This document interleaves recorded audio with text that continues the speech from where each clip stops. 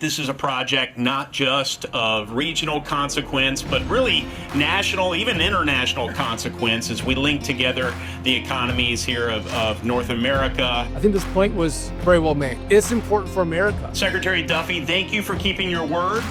When he went through his confirmation process, we spent roughly half the time discussing this very topic. Senator Young deserves real credit for that. He has spent years making the case that Southwest Indiana's economy depends on completing I-69. During Secretary Duffy's confirmation hearing earlier this year, the senator pressed him to promise that he would come to Evansville and get a closer look at the project. This is in furtherance of the Trump administration's goals. President Trump campaigned on a platform of building things. We're going to work together to get this thing done.